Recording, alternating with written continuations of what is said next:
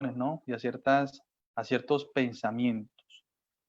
Entonces, quisiera leer en la palabra de Dios un versículo para entrar en la charla pues que vamos a tener, que está en Romanos capítulo 1. Quiero invitarlo a que lo vaya buscando por ahí mientras yo también acá lo busco. Romanos capítulo 1 dice, Romanos capítulo 1,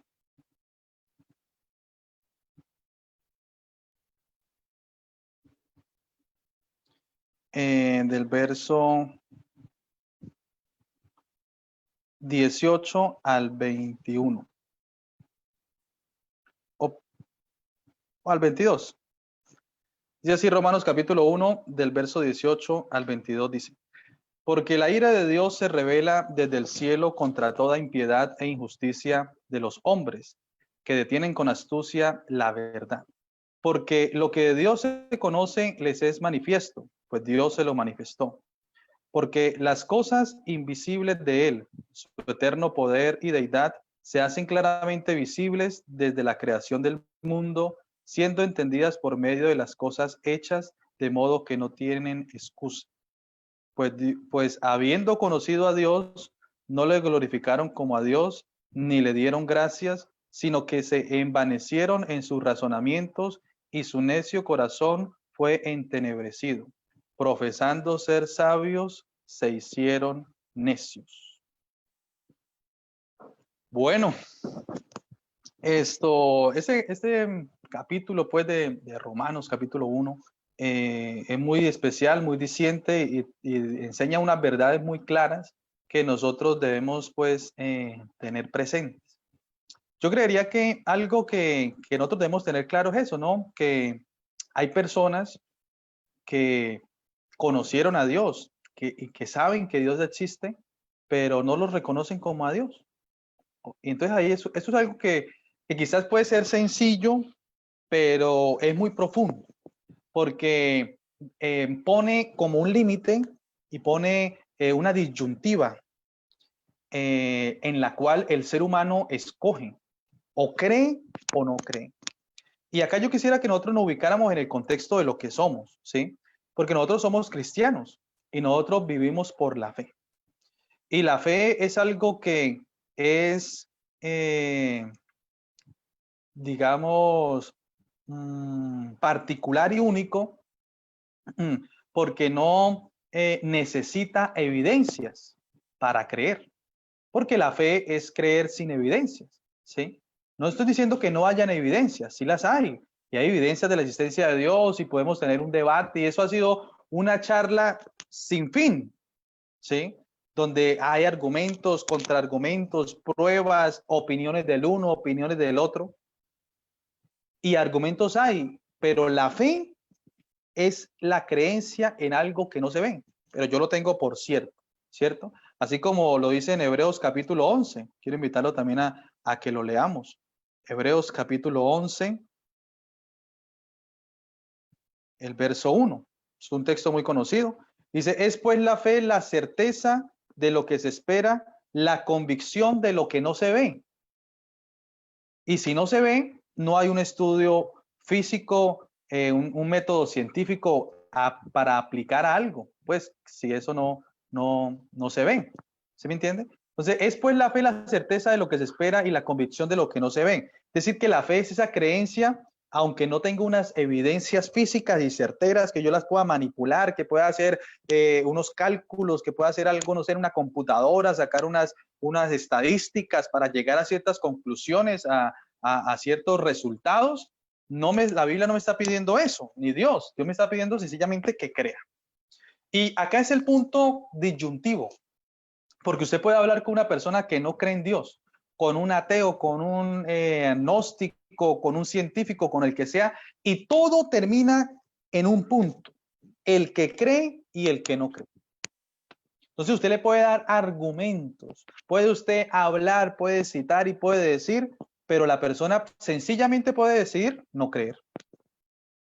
Ahora, aparte de que la persona tenga un conocimiento y algo relacionado en cuanto, sí, un conocimiento relacionado en cuanto a la evidencia de Dios, que Dios existe, el hecho de que una persona cree en Dios no significa que la persona lo vaya a obedecer, porque también nosotros tenemos una vasta población que cree en Dios. Usted va y hace una encuesta, ¿usted cree en Dios? Yo creo en Dios, pero ¿qué pasa que crean en Dios y no lo obedecen?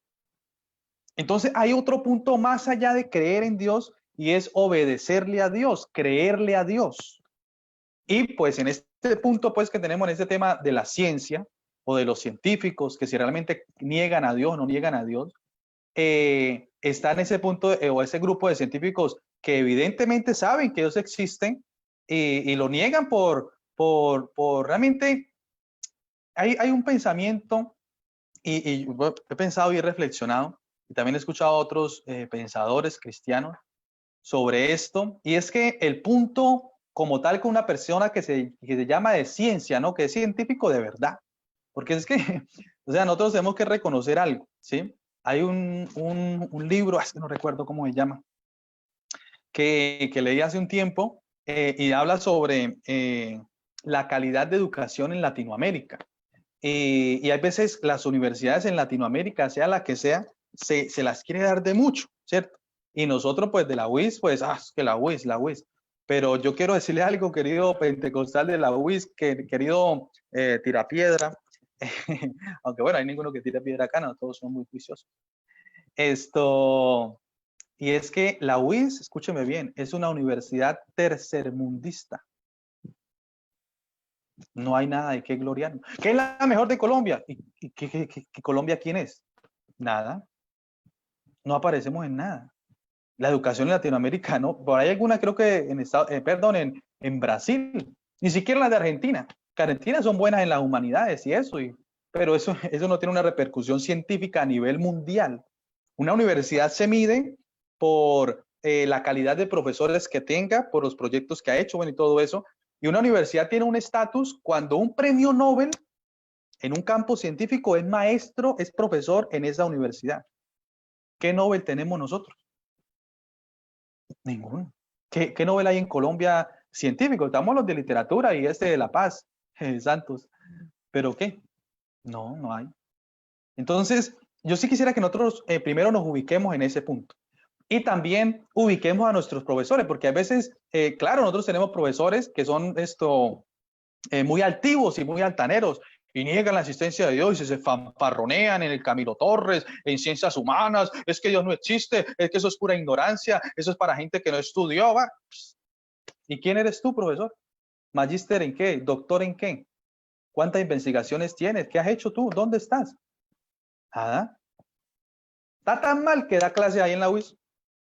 Sin menospreciar, ¿no? Pero quisiera yo que no me malinterpretaran, porque obviamente, pues, ser un profesor de la UIS es un honor y claro, está bien y yo lo respeto a todos los profesores, pero estamos hablando en ese tipo de profesor que se cree superior a sus estudiantes porque él se cree científico y se cree que es de la ciencia y se cree que es del último out, hablando en la ciencia, en el conocimiento científico y menosprecia al estudiante que cree en Dios. Entonces, estamos hablando de ese tipo de profesor, ¿sí? No de todos los profesores, porque los profesores de la UIS son excelentes profesores y logré pues tener lazos especiales de amistad con algunos y muy inteligentes, muy serios, me enseñaron cosas que marcaron también mi vida, tanto social como mi vida también académica, intelectual, ¿sí? Y eso está bien, pero hay pensamientos que los profesores tienen también por esa misma ignorancia, porque han leído dos o tres libros, o un estudiante mismo, han leído dos o tres libros. Hay unos memes que han salido muy bonitos en internet, en Facebook y eso, y se habla de esos ateos de internet, ateos de Facebook. Se publica cualquier cosa y salen allá. Entonces, el meme algo así decía, creo que yo lo compartí un día, decía, no tienen ningún logro académico, no tienen ningún logro profesional trascendental que haya realmente marcado un hito o algo especial, dedícate entonces a ser ateo por internet, ¿sí? Entonces ¿ignoran qué? Ignoran otros pensamientos y otros postulados y otras formas de vida que han tenido personas que sí son de ciencia que sí se han ganado premios Nobel, que sí han descubierto cosas, que sí realmente tienen el rango intelectual realmente, por decirlo así, entre comillas, superior o de un mayor reconocimiento a nivel mundial. Personas como Blas o Luis Pasteur, que es también un científico, él tiene una frase que dice, un poco de ciencia aleja de Dios, pero mucha ciencia acerca a Dios o vuelve a Dios. Dice Max Planck, físico alemán, fundador de la teoría cuántica, ganador de premio Nobel de física, dijo, entre Dios y la ciencia no encontramos jamás una contradicción. No se excluyen como algunos piensan hoy.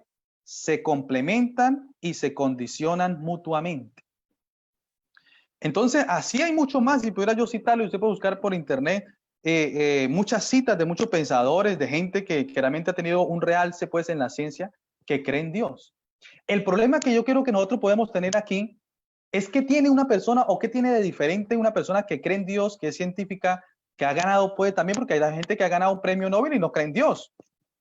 Pero ¿qué diferencia hay con él o en el alma de él con el alma del campesino? O con el alma no sé, del ignorante. ¿Por qué para nosotros ese nos vuelve como un logro más decir, uy, evangelizamos un profesor de la UI, se convirtió, y de pronto un campesino ignorante o un pandillero, pues evangelizamos tal, y como que socialmente, no sé, tenemos como un peso, una balanza donde pesa más como es. No, porque es que es profesor, porque es que es estudiante, porque es que es ingeniero, pero ¿y qué? Es un alma y es un pecador. Y es una persona que tiene la libertad de creer o no creer. Entonces, volviendo a un punto que dejé un poquito atrás ahí, y es que muchas personas cuando dicen no creer en Dios, les afana el no creer en Dios, sean científicos, sean ignorantes, porque también hay gente que es campesina y no cree en Dios. Así que eso no se trata de un conocimiento, una formación intelectual, sino de lo que yo creo. Es algo que es eso, en la creencia. Todo se limita y llega al punto, otra vez volvemos a decir, a esa disyuntiva del que cree y el que no cree. Y hay algunos grupos de personas científicas con tan alto renombre que se afanan y argumentan el no creer en Dios. ¿Por qué? Porque cuando reconozcan que Dios existe, entran en jaque. ¿Por qué? Porque si Dios existe, ¿por qué tú no lo obedeces? Si Dios existe, ¿por qué eres inmoral? Si Dios existe, ¿por qué ves pornografía infantil? Si Dios existe, ¿por qué vives en fornicación? Entonces, el negar la existencia de Dios es negar el encontrarse con una realidad. ¿Y cuál es la realidad? Que el ser humano es un pecador, que está actuando en contra de ese ser superior y al estar así lo hace a una persona o la persona queda configurada como si fuera un ser vil, un ser pecador que no es superior, sino que es una criatura caída en pecado. Entonces, el afán está en negar. Claro, ¿por qué? Porque si yo alego y digo que Dios no existe, entonces no estoy comprometido con mi moral.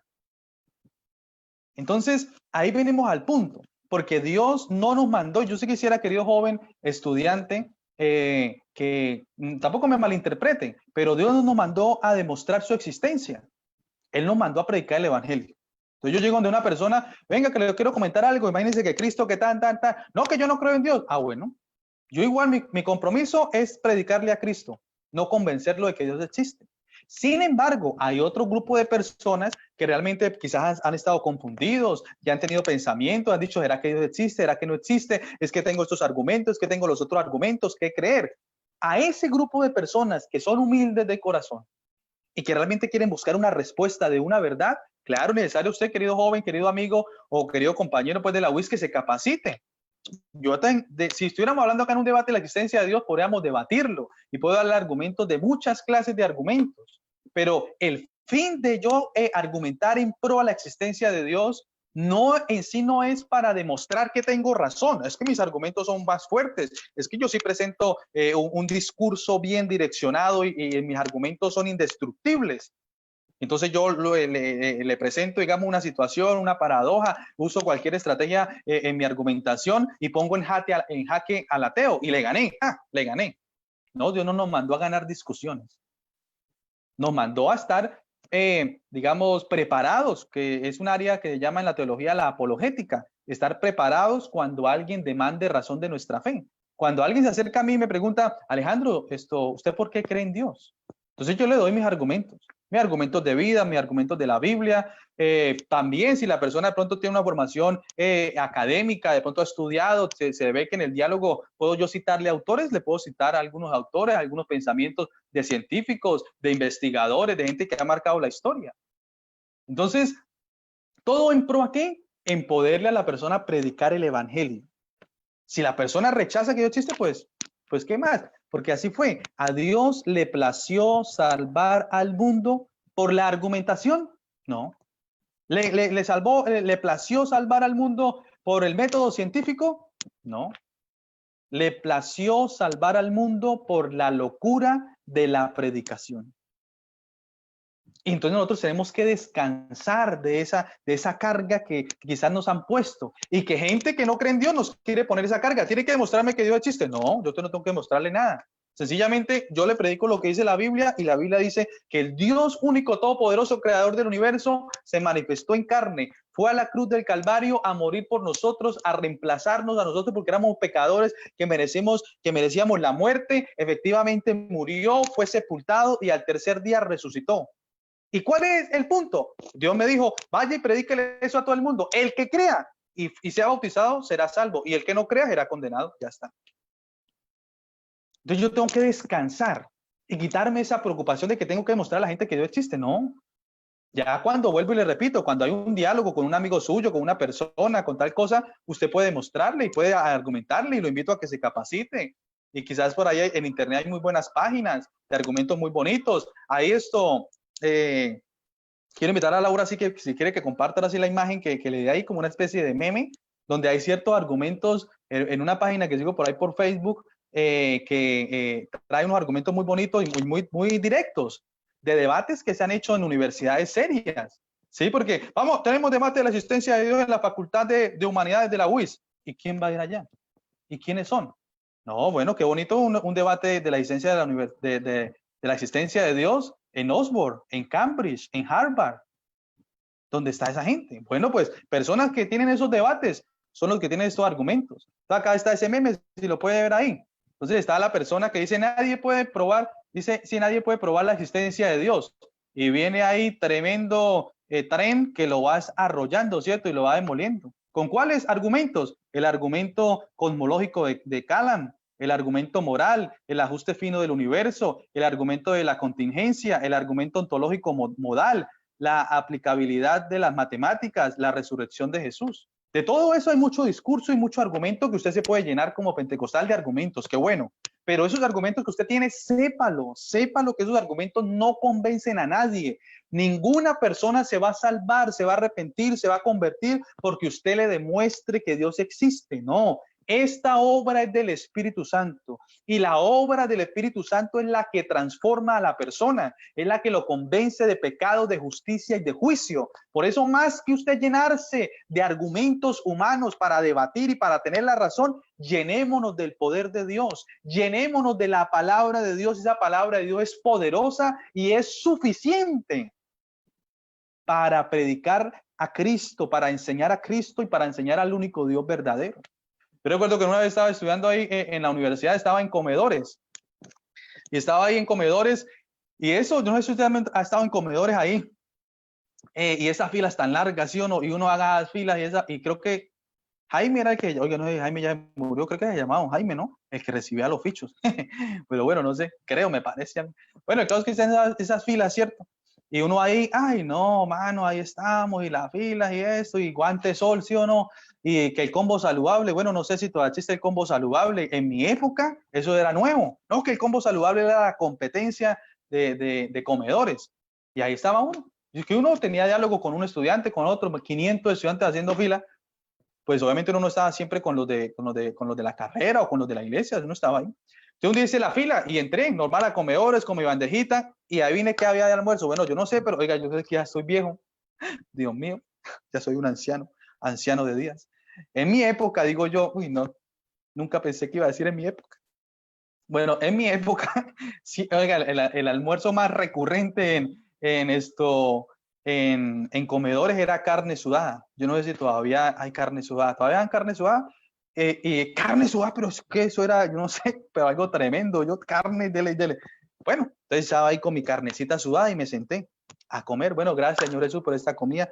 Así, tan, y hágale a comer, y qué tal, que el jugo, 2 sopas, ¿no? Porque cuando usted le cae bien a la de la sopa, pide 2 sopas y le dan 2 sopitas, yo 2 sopitas, y listo, comiendo. Y se me sienta un muchacho al lado, de negro. Se sentó y tiró ahí la bandeja, ¡pah! Y yo, estoy cansado, compañero. Y yo lo volteé a mirar, yo nunca lo había visto. Entonces miró a los lados, así, dijo, soy cansado, camarada. Y yo quedé mirándolo, también miré a los lados. Bueno, camarada, ¿qué pasó? Y se quedó mirando, estoy cansado. Yo le dije, ¿pero de qué? Digo, mano, me he leído a Lenin, me he leído a Marx, me he leído a diferentes autores por ahí. Él lo he leído. Y habla. Y yo reparto panfletos, digo, y voy a los colegios y hago publicidad y me he encapuchado y he peleado, pero esta sociedad no cambia, estoy mamado de eso. Estoy cansado de eso, la sociedad no cambia. Corrupto, mano, hasta nuestros líderes se nos tuercen y tal cosa. Yo ahí con mi carne suave, y comen, ya, pues sí. Y ahí habló como 15 minutos, 20 minutos. Yo nunca lo había visto en toda mi vida. Entonces ya terminé yo ahí, yo le dije, lo que pasa, amigo, es que el único que hace realmente un cambio en la sociedad es Jesucristo. Y le planteé la siguiente hipótesis. Porque todos nosotros, y uno de humanidades, pues uno ve más la realidad social de Colombia, ¿cierto? Y uno sale y soy estudiante, yo quiero es, ¿para qué? Para cambiar la sociedad, vamos a la lucha. Y resulta que ir a la lucha no ha servido nada, porque no han cambiado la sociedad de nadie. Entonces yo le dije, el verdadero cambio lo da Jesucristo. Él se quedó mirándome porque, digamos que un estudiante de la UIS o algo así que crea en Dios, pues de pronto puede sonar un poco extraño, ¿no? Pero bueno, igual él se quedó ahí y quedó escuchándome. Yo le dije, y le pongo este ejemplo.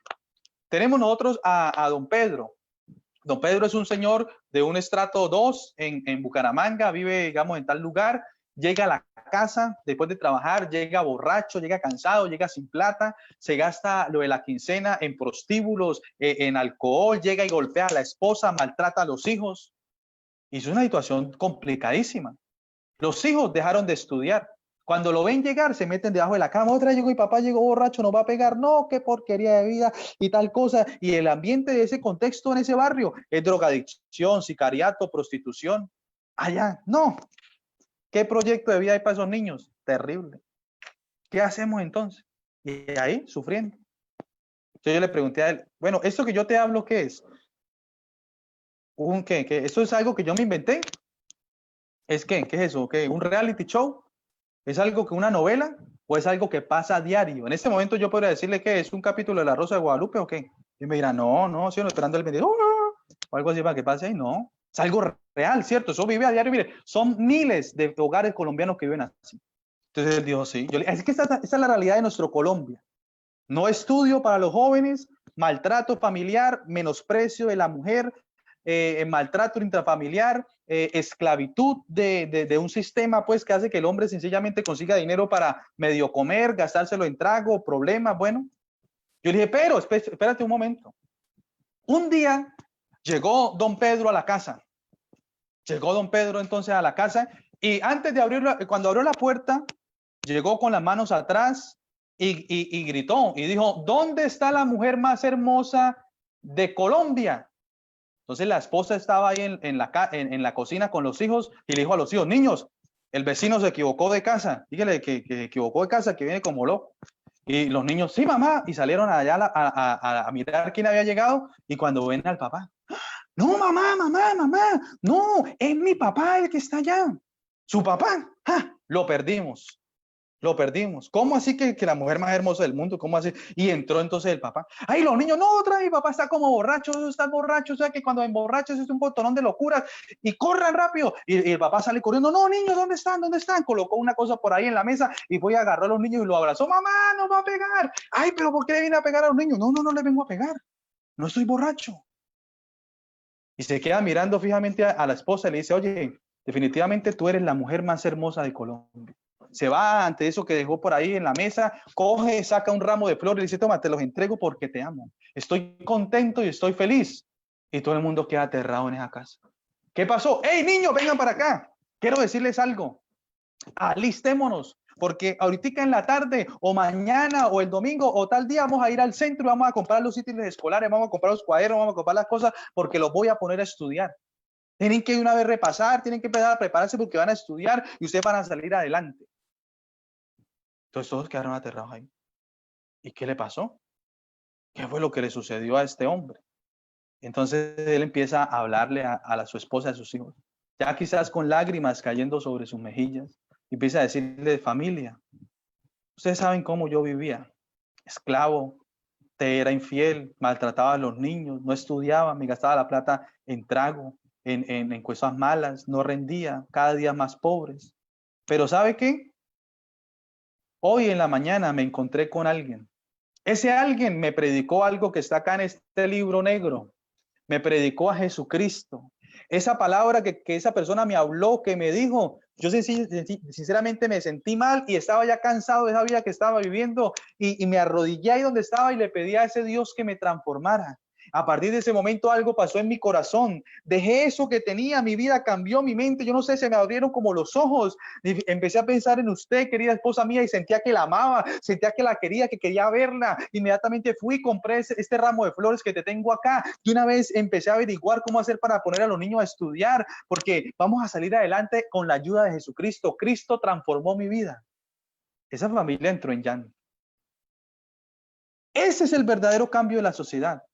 El borracho maltratador, el hombre que menosprecia a su esposa, cambió, transformó. Esos hijos que no tenían esperanza de estudiar, que no tenían esperanza de salir adelante, ahora tienen un mejor futuro, pueden estudiar, pueden prepararse, pueden ser profesionales, pueden tener un proyecto de vida totalmente diferente. Ese es el cambio que hace Jesucristo en la sociedad. Le dije al compañero. El muchacho se quedó ahí callado y no supo qué decirme. Yo terminé de comer y me fui. Nunca más lo volví a ver.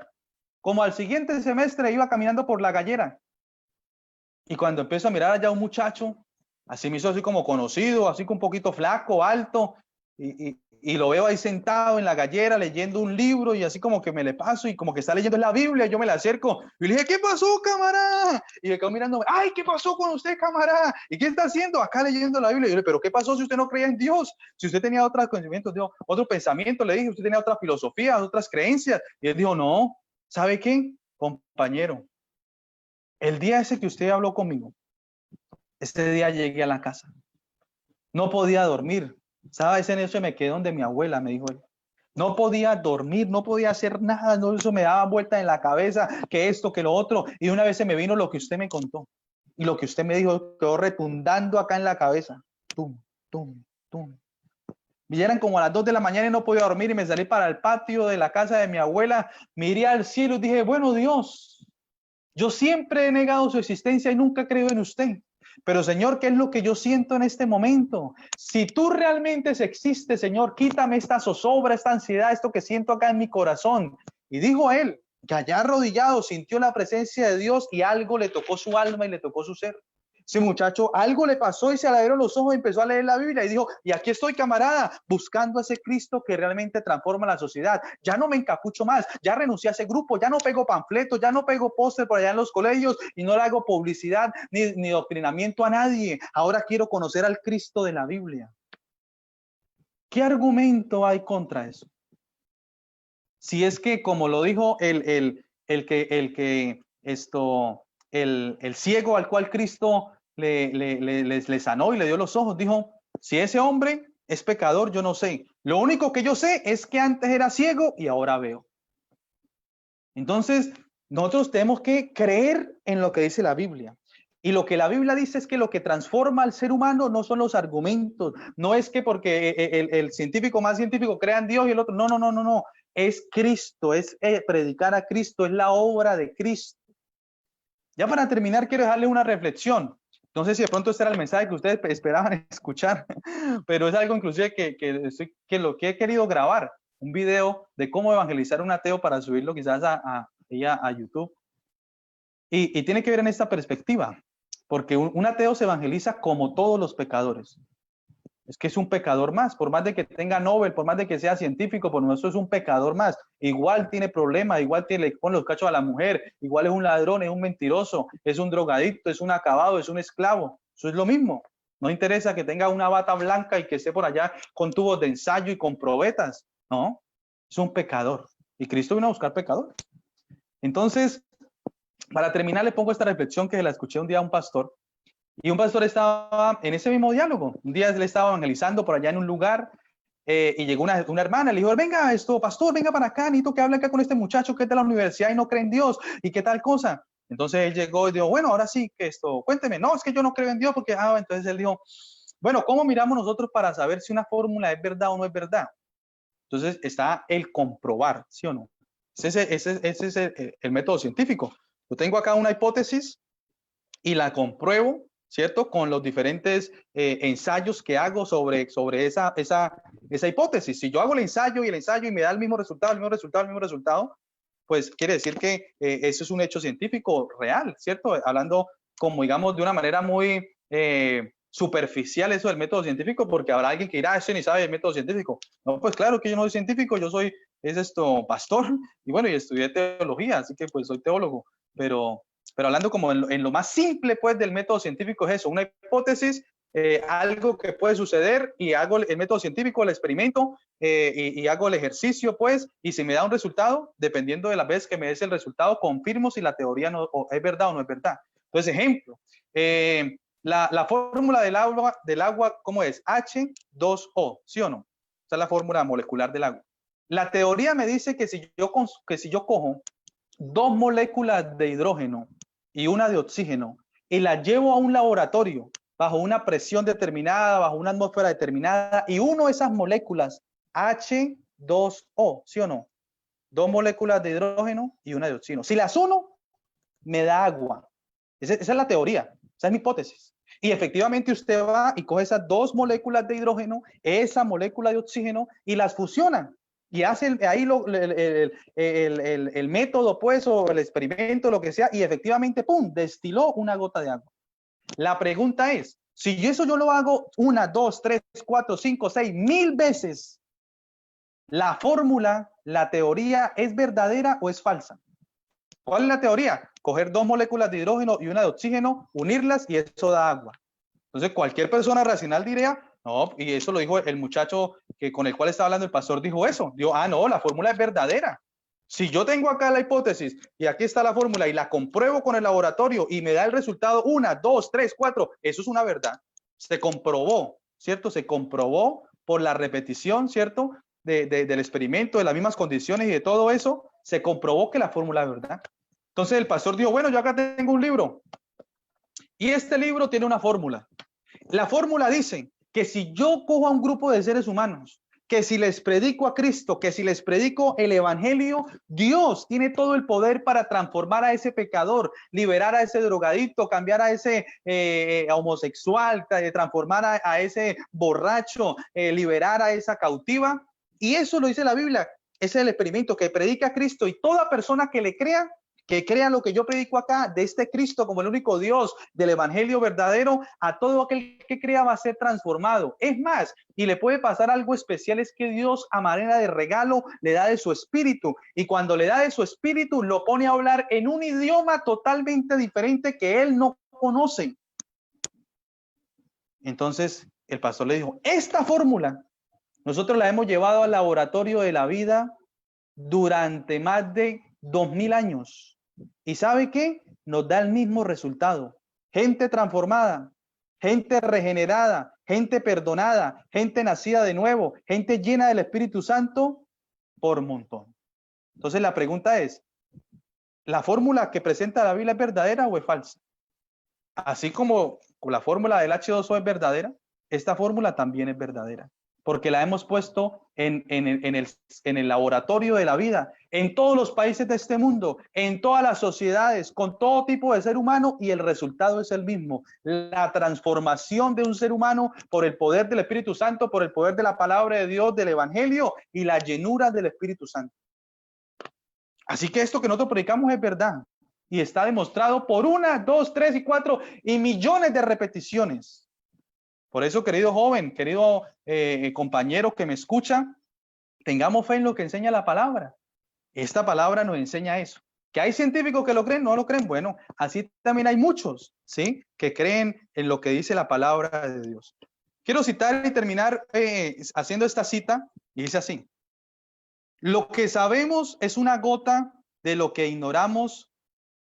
Lo que sabemos es una gota, lo que ignoramos un inmenso océano. La admirable,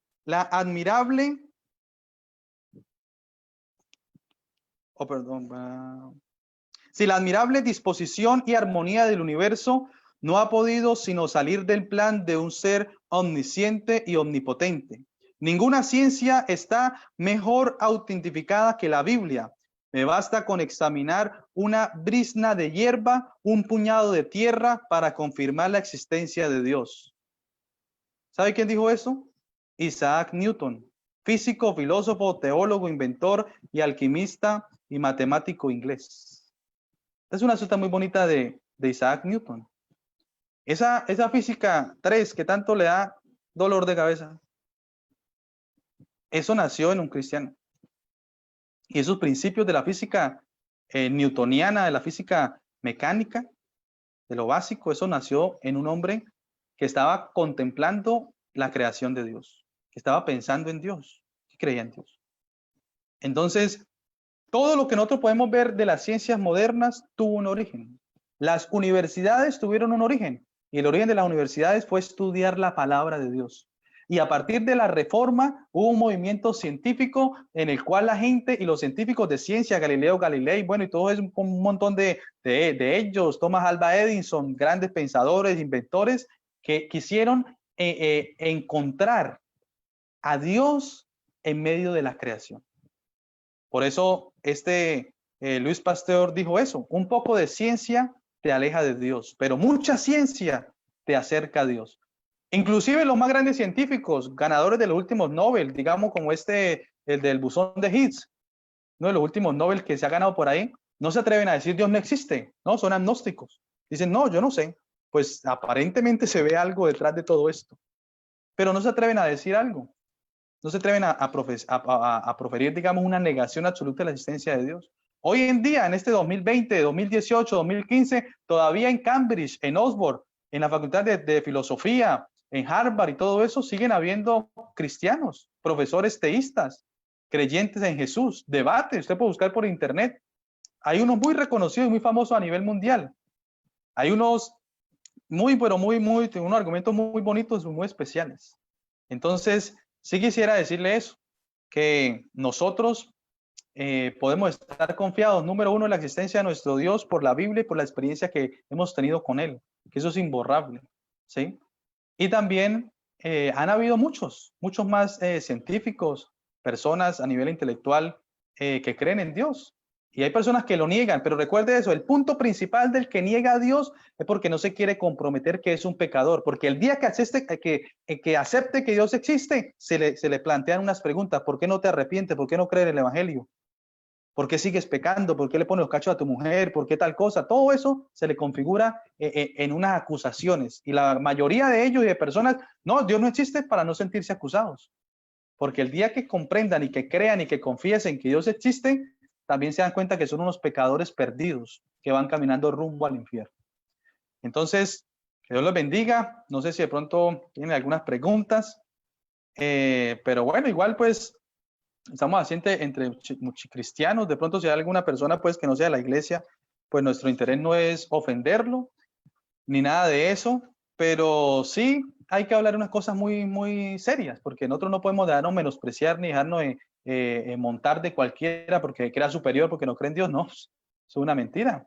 Sí, no, ninguno de esos, nada de eso es digamos, válido, y sobre todo es en la universidad, porque uno ve eso. Yo que estudié en ciencias humanas, donde habían profesores muy picados de intelectuales y de así, esos no tenían argumentos, entonces no, ni tampoco se creen que son más o se creen ellos superiores, ¿no? Porque eso también es otro modo de manipular. En las relaciones de poder está también en el conocimiento es poder. Entonces ellos creen que tienen más poder porque tienen conocimiento de eso, entonces se creen superiores al otro.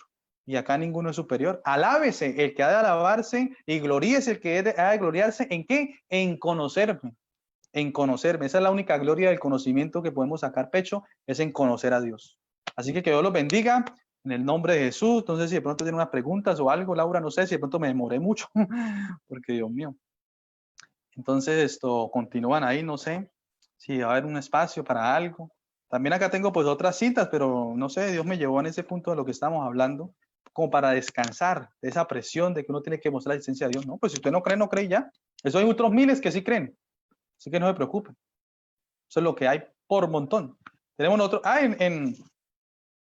no recuerdo dónde, pero allá hay un muchacho de la iglesia que le escuché al hermano Álvaro en una predicación allá no recuerdo si fue en Holanda o en Alemania, donde está un laboratorio donde investigan eso del bosón de Higgs. Y es de la iglesia. Y allá está. En la NASA tenemos gente de la iglesia, bautizado en el nombre de Jesús, creyente en la unicidad de Dios, por todas partes. Entonces, que Dios los bendiga en el nombre del Señor. Oh, bueno, tengo una para terminar, antes de que...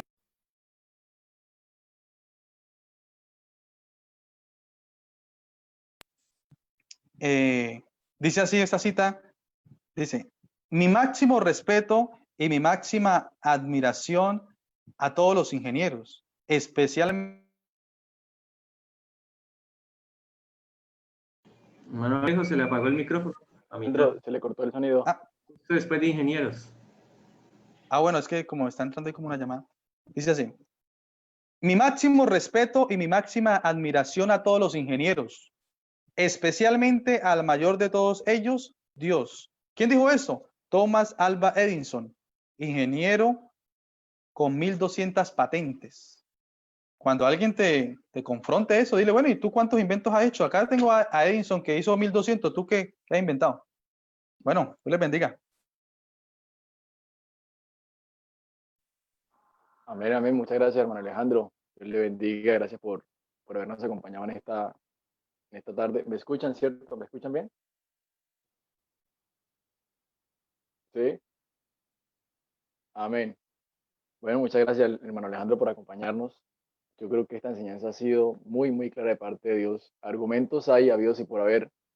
Y eso por apenas citar algunos de los que el hermano Alejandro estaba citando. De hecho, me estaba acordando del último que citó, acerca de la admiración del más grande arquitecto de toda la historia, que es el Señor, que es el creador de todas las cosas. Y también importante, todo lo que hablaba, todo lo que decía. Creo que no hay argumento frente a la palabra de Dios, precisamente lo que también nos comentaron Alejandro, lo que dice en Jeremías 9, 23 y 24, que el conocimiento más grande para el ser humano es conocer y entender que Él es Dios, que únicamente Él es Dios. Entonces, muchachos, no sé si tienen preguntas, tienen inquietudes, que podamos hacerla. Para eso, pues, hemos apartado este espacio. Si alguien tiene alguna duda, quiere corroborar, quiere complementar lo que hemos hablado durante esta tarde, puede hacerlo. Si no, muchachos, vamos entonces a tomar la foto. Mientras allí nos organizamos, podemos ahí escribir la pregunta. Quiero pedir a nuestro hermano Sebastián que nos ayude a tomar la foto en esta tarde.